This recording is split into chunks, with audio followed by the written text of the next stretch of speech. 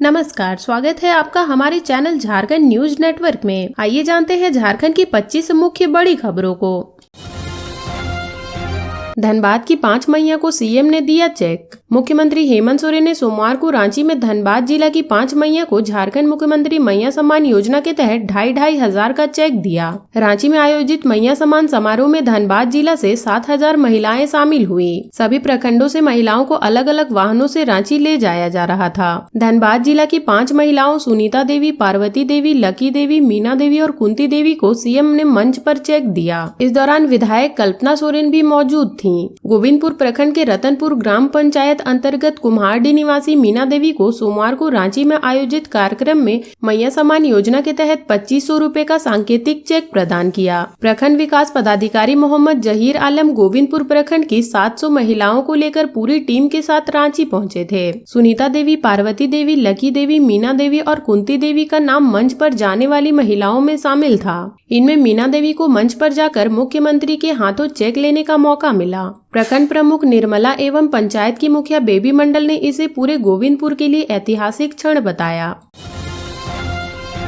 राज्यपाल से वृद्धि आयोग के गठन की मांग। राज्यपाल संतोष कुमार गंगवार से वृद्धा सेवा आश्रम संस्था ने झारखंड में वृद्ध आयोग का गठन करने की मांग की है। संस्था के सचिव डॉक्टर मनीष वैद और संरक्षण डॉक्टर HP नारायण के नेतृत्व में संस्था के 5 सदस्यीय प्रतिनिधि मंडल ने सोमवार को राजभवन में राज्यपाल से भेंट की और उन्हें ज्ञापन सौंपा। उन्होंने बताया कि संस्था पिछले 2 दशक से वरिष्ठ नागरिकों के अधिकार और सम्मान के लिए कार्य कर रही है। यह दुनिया की इकलौती संस्था है जो समाज में वृद्धाश्रम की अस्तित्व का विरोध करती है। पिछले वर्षों में इसका कार्य क्षेत्र झारखंड से विस्तारित होकर राष्ट्रीय स्तर तक हो गया है। इस अवसर पर प्रोफेसर मनीष मिश्रा, वरुण वैद और आरुणी वैद भी मौजूद थे।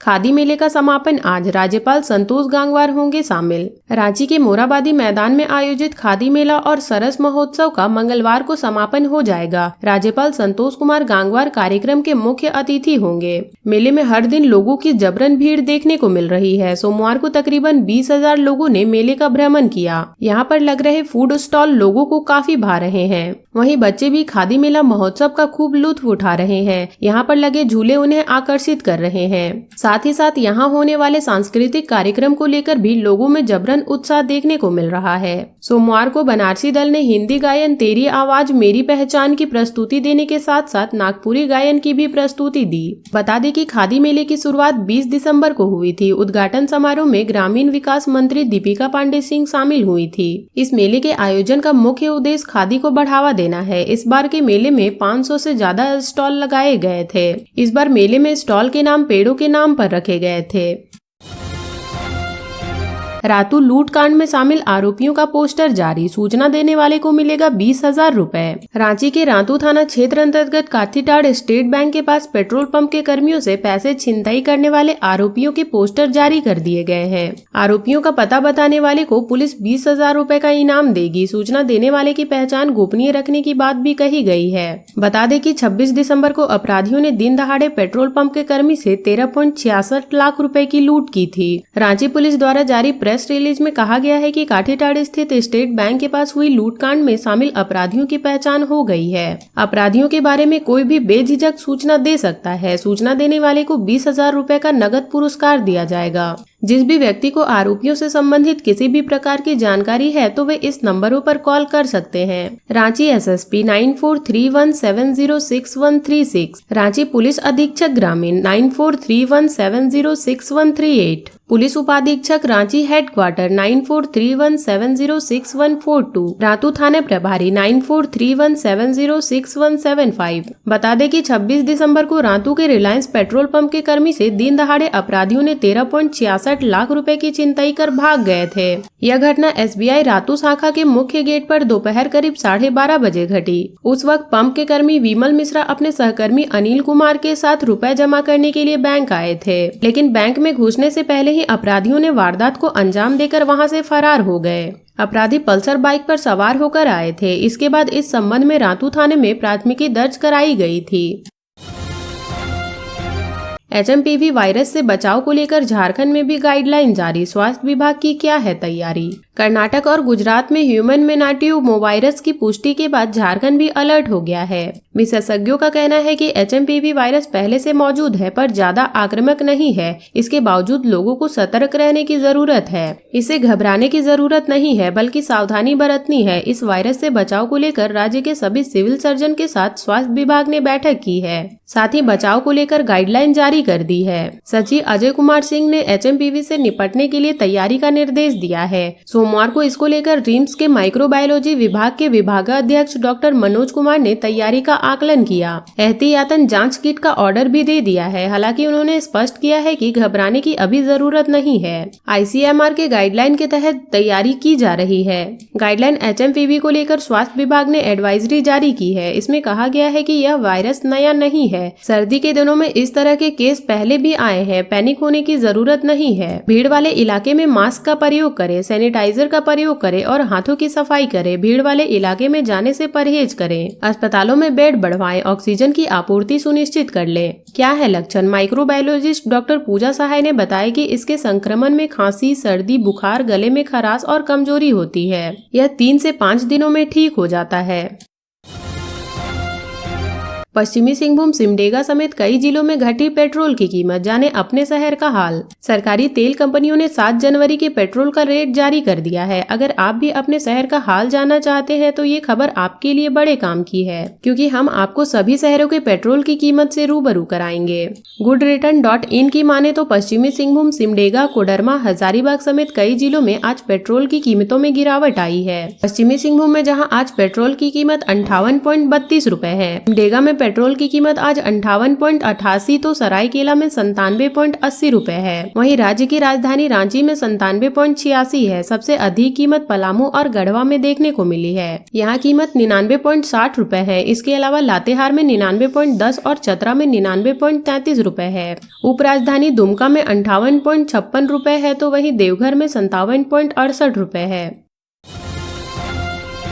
ऐसा प्रेम नहीं देखा होगा। झारखंड की इस महिला ने अपने डॉग के बर्थडे पर खर्च कर डाले 5 लाख से अधिक। डॉगी पालने के कई शौकीन आपने देखे होंगे, लेकिन जमशेदपुर की समाज सेवी सपना सोना उनमें से अलग है। 5 जनवरी को उन्होंने अपने 6 साल के डॉगी रोज सोना का जन्मदिन पूरे धूमधाम से मनाया, जिसमें शहर के 300 से अधिक लोग शामिल हुए। जन्मदिन पर 5 लाख से अधिक रुपए खर्च कर दिए। बर्थडे के लिए विशेष रूप से आकर्षक कार्ड छपवाया गया और अतिथियों को आमंत्रित किया गया। डीजे और लाइव म्यूजिक के साथ रोज सोना की बर्थडे पार्टी में एंट्री कराई गई। इतना ही नहीं, जमशेदपुर के रहने वाली सपना सोना ने 40,000 रुपए का केक भी काटा।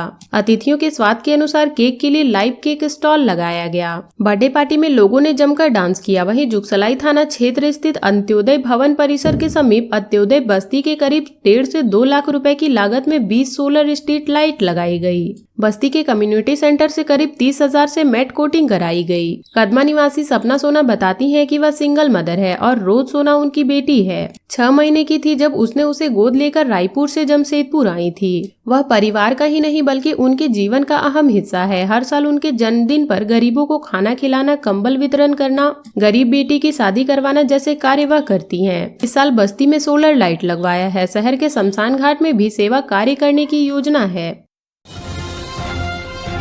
पहाड़ों से आने वाली बर्फीली हवाओं से फिर गिरेगा झारखंड का पारा, सितम ढाएगी सर्दी। झारखंड के करीब करीब सभी जिले के लोगों को ठंड से थोड़ी राहत मिली हुई है। अधिकतर जिलों का न्यूनतम तापमान 10 डिग्री सेल्सियस से ऊपर है। सोमवार को रांची की राजधानी रांची सहित करीब करीब सभी जिले में सुबह में घने कोहरे छाए रहे। सबसे कम विजिबिलिटी राजधानी रांची की रही। यहाँ सुबह 7 बजे के करीब लोग 300 मीटर से आगे नहीं देख पा रहे थे। 8 बजे तक राजधानी में कोहरे का असर रहा। बाद में मौसम साफ हो गया। अन्य जिलों में भी कोहरे का असर रहा। इसका असर जनजीवन पर भी पड़ा। संताल परगना में तो न्यूनतम तापमान 10 से लेकर 14 डिग्री सेल्सियस तक रहा। राजधानी रांची का न्यूनतम तापमान 11 डिग्री सेल्सियस के करीब रहा। मौसम केंद्र ने अनुमान किया है कि मंगलवार से आसमान पूरी तरह से साफ रहेगा। पहाड़ों से आने वाली हवा का असर राजधानी रांची समेत अन्य जिलों पर पड़ेगा। राजधानी रांची का न्यूनतम तापमान एक बार फिर 10 डिग्री सेल्सियस के नीचे जा सकता है। आने वाले 2 से 3 दिनों में न्यूनतम तापमान में करीब 2 से 3 डिग्री की गिरावट आ सकती है। सुबह में कोहरा या धुंध हो सकता है। राजधानी रांची में सोमवार को कोहरे का असर लगातार तीसरे दिन भी विमान सेवाओं पर पड़ी। इसकी वजह से यात्रियों को एयरपोर्ट पर घंटों इंतजार करना पड़ा। सरकार आपके द्वारा जल्द शुरू होगा। 56 लाख से अधिक लाभुकों को नए साल का तोहफा देकर बोले सीएम हेमंत सोरेन। झारखंड के मुख्यमंत्री हेमंत सोरेन ने 6 फरवरी को नामकुम के खोजाटोली आर्मी मैदान में मैया सम्मान योजना के 56,61,791 महिलाओं के बीच 1415.44 करोड़ की राशि ट्रांसफर की। 25-2500 रूपए हर महिला लाभुकों के खातों में भेजे गए। सीएम ने कहा कि सरकार बनने के बाद यह पहला ऐतिहासिक कदम आधी आबादी के लिए उठाया गया है। उन्हें स्वावलंबी बनाने के लिए बड़ा कदम उठाया गया है। उन्होंने कहा कि आज जो महिलाएं को नजरअंदाज करेगा वह सत्ता में नहीं आएगा। मौके पर सीएम ने बहुत जल्द ही सरकार द्वारा आपके कार्यक्रम की शुरुआत करने की घोषणा की। सीएम हेमंत सोरेन ने कहा कि झारखंड से पिछड़ेपन की काली पोतनी है। देश की आजादी से पहले और बाद में भी यहाँ कई प्रतिष्ठान लगे, मगर इससे इस राज्य का भला नहीं हो पाया। लोग गरीब होते चले गए, अमीर अमीर होते चले गए। यहाँ के बैंक खातों का रुख झारखंड वासियों के लिए भेदभावपूर्ण रहा। यहाँ का जमा पैसा बड़े बड़े उद्योगों, उद्यमियों और पूंजीपतियों को दे दिया जाता है। इसलिए बैंक अपनी कार्य संस्कृति सुधारे। घर बनाने के लिए, पढ़ने के लिए, व्यापार के लिए लोन नहीं मिलेगा तो कैसे चलेगा। उन्होंने लोगों से कहा कि सरकारी अनाज छोड़कर अपना उपजाया हुआ अनाज खाने की आदत डाले, तब इस राज्य को आगे बढ़ने में कोई नहीं रोक सकता है। हम विकसित राज्य और देश की परिकल्पना करते हैं। हम देश को विश्व गुरु बनाने का संकल्प लेते हैं, मगर यह बहुत विचित्र स्थिति है। जब हमारी आधी आबादी गरीब है तो यह कैसे संभव है। मुख्यमंत्री ने कहा कि आज महिला एवं पुरुष एक साथ कंधे से कंधा मिलाकर काम करने की क्षमता रखती हैं, मगर महिलाओं को वह ताकत और रास्ता नहीं मिला। ये महिलाएं देश और राज्य के विकास में अहम हिस्सेदारी निभा सकती हैं। अबुआ सरकार के राज्य की आधी आबादी को मैया सम्मान के साथ उन्हें हर ताकत का देने का काम किया है। जो कदम उन्होंने उठाया है उस राह पर दूसरे राज्य की सरकार चलने को विवश है। आज होड़ मच गई है कि महिलाओं को कौन कितना सशक्त बना सकता है। राज्य सरकार की ओर से यह 5वीं किस्त दी गई है। पहली बार बढ़ी हुई राशि 2500 रूपए महिला लाभुकों को दिए गए हैं। इससे पहले 18 से 50 वर्ष की महिलाओं को 1000 रूपए हर महीने दिए जा रहे थे। झारखंड के जमशेदपुर और सरायकेला में बिजली फिर होगी महंगी। टाटा स्टील और टाटा स्टील यूआईएसएल ने दिया ये प्रस्ताव। टाटा स्टील और टाटा स्टील यूआईएसएल ने एक बार फिर बिजली टैरिफ को बढ़ाने का प्रस्ताव दिया है। दिसंबर 2023 में बिजली की टैरिफ बढ़ाई गई थी। टाटा स्टील जमशेदपुर में बिजली की सप्लाई करती है, जबकि टाटा स्टील यूआईएसएल सरायकेला खरसावां जिले में बिजली की सप्लाई करती है। ऐसे में इन दोनों एरिया में बिजली महंगी हो जाएगी। झारखंड राज्य विद्युत नियामक आयोग को दिए गए आवेदन को लेकर आम लोगों से सुझाव और आपत्ति आमंत्रित किया गया है। 28 जनवरी तक दोनों ही एरिया के लिए लोन अपना सुझाव और आपत्ति जमा कर सकते हैं। इसका जवाब 4 फरवरी 2025 से पहले टाटा स्टील यूआईएसएल और टाटा स्टील की ओर से लिखित दिया जाएगा। इससे पहले टाटा स्टील और टाटा स्टील यूआईएसएल की ओर से दिसंबर 2023 में ही बिजली की नई टैरिफ दी गई थी, जिसे मंजूरी दी गई थी। कंपनी ने बाद में फिर बिजली टैरिफ बढ़ाने का प्रस्ताव दिया था, तो जून 2024 में इसको खारिज कर दिया गया था और बिजली टैरिफ बढ़ाने से इनकार कर दिया गया था। अब एक बार फिर से बिजली की टैरिफ में बढ़ोतरी का प्रस्ताव दे दिया गया है। न्यायिक अधिकारियों की टीम पहुंची मंडल कारा, जांच में नहीं मिली कोई गड़बड़ी। प्रधान जिला व सत्र न्यायाधीश वीरेंद्र कुमार तिवारी के नेतृत्व में सोमवार को न्यायिक पदाधिकारी तथा जिला प्रशासन की हाई लेवल टीम मंडल कारा पहुंची। प्रधान जिला व सत्र न्यायाधीश वीरेंद्र कुमार तिवारी ने बताया कि कुछ रिपोर्ट और सामाजिक संगठनों द्वारा यह आशंका जताई गई है कि जेल में जातिगत भेदभाव हो सकता है। बंदियों के बीच झगड़े, विवाद और सांप्रदायिक तनाव को कम करने के नाम पर उन्हें जाति या समुदाय के आधार पर अलग अलग बैरकों में रखा जाता है, जिस पर माननीय सर्वोच्च न्यायालय ने स्वतः संज्ञान लेते हुए इस मामले पर कार्रवाई की थी और 31 अक्टूबर 2024 को आदेश पारित किया था। उन्होंने कहा कि जेल प्रशासन का मुख्य उद्देश्य कैदियों का पुनर्वास और सुरक्षा है। सर्वोच्च न्यायालय के निर्देश पर इस बात की जाँच करने के लिए टीम मंडल कारा गयी थी। वहाँ कोई ऐसी अनियमितता नहीं मिली। मंडल कारा के प्रभारी अधीक्षक सह अपर समाहर्ता विनोद कुमार ने कहा कि किसी भी कैदी को जाति, धर्म या किसी भी अन्य सामाजिक पहचान के आधार पर नहीं बांटा जाता। बंदियों को उनके अपराध के प्राकृतिक सुरक्षा की स्थिति और उनके व्यवहार के आधार पर बैरकों में रखा जाता है। न्यायाधीश सर डालसा के जिला सचिव राकेश रोशन ने बताया कि सामाजिक संस्था सुकन्या बनाम भारत सरकार के मामले में माननीय सर्वोच्च न्यायालय के समक्ष जेलों में बंदियों को जातिगत वर्गीकरण के आधार पर रखा जाता है या नहीं की जांच करने की बात रखी थी। इस पर सुनवाई के बाद सर्वोच्च न्यायालय ने भारत के सभी जेलों में इस बाबत जाँच करने का निर्देश दिया था, जिसके अनुपालन में आज मंडल कारा में जाँच की गयी। एमटेक छात्र अपने फुल टाइम कोर्स को पार्ट टाइम में बदल सकेंगे।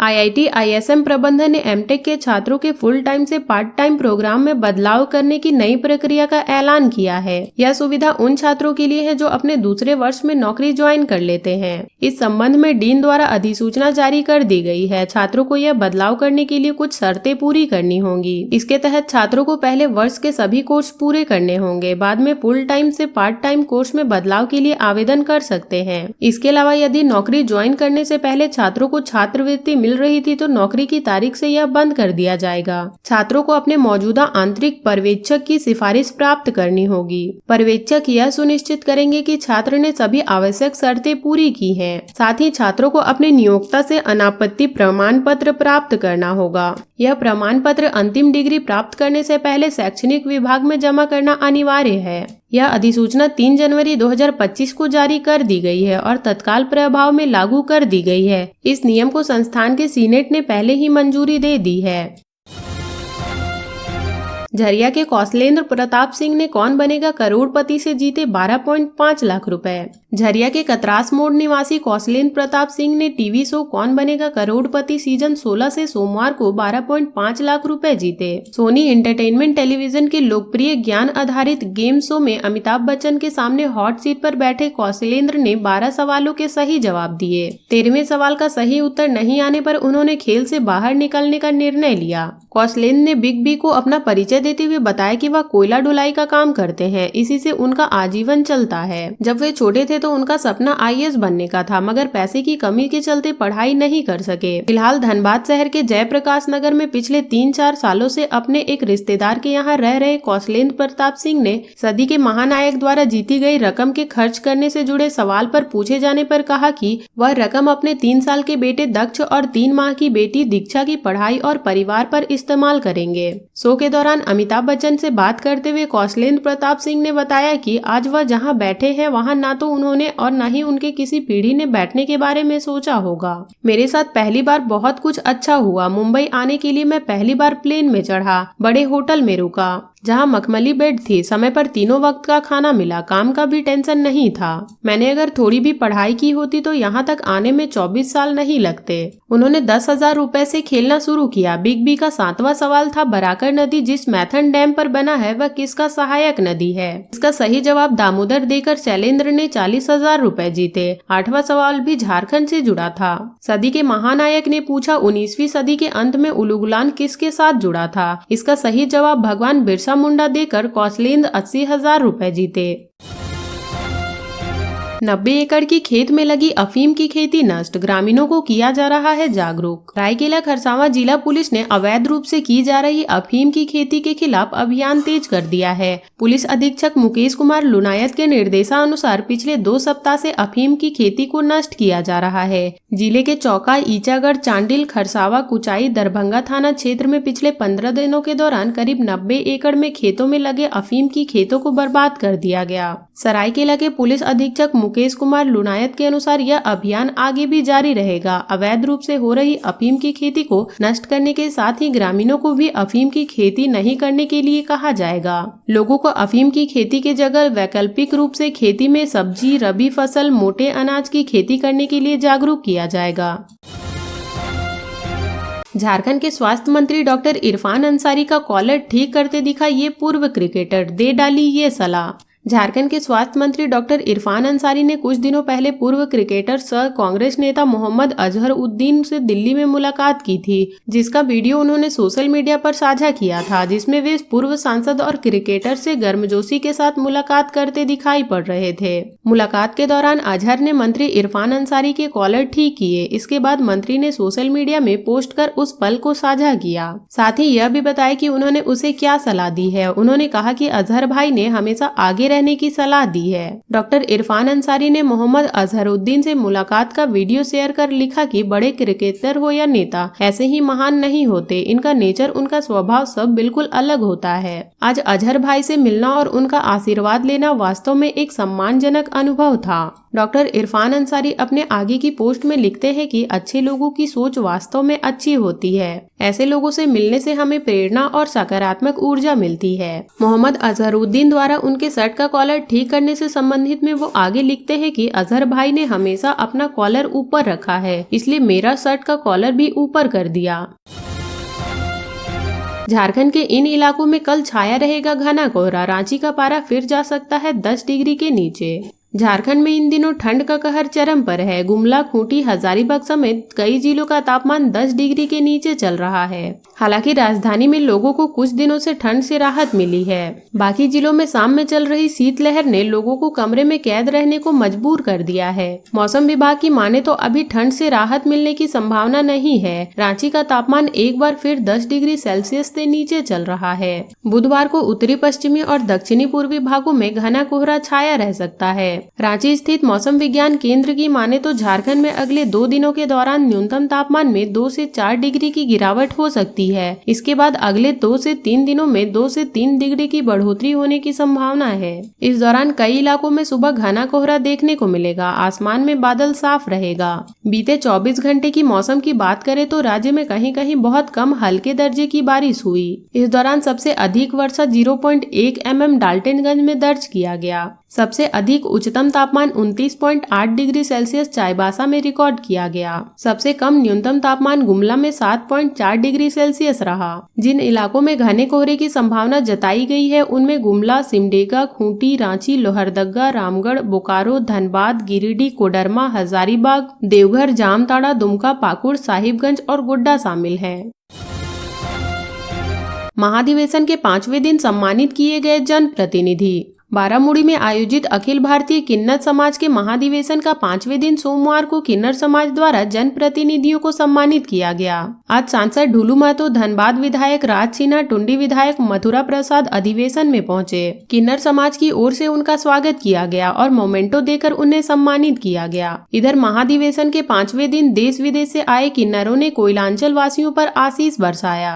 कार्यक्रम में मिल रहे सम्मान से वे अभिभूत हैं। सिलीगुड़ी से आई अलाविया नायक ने कहा कि हम दुआओं का खजाना लेकर झारखंड आए हैं। जाने से पहले इसे कोयलांचल वासियों पर बरसाकर जाएंगे। कार्यक्रम स्थल पर पहुंचते सांसद ढुलू महतो ने कहा कि छमछम माता का आशीर्वाद बचपन से ही मिलता आया है।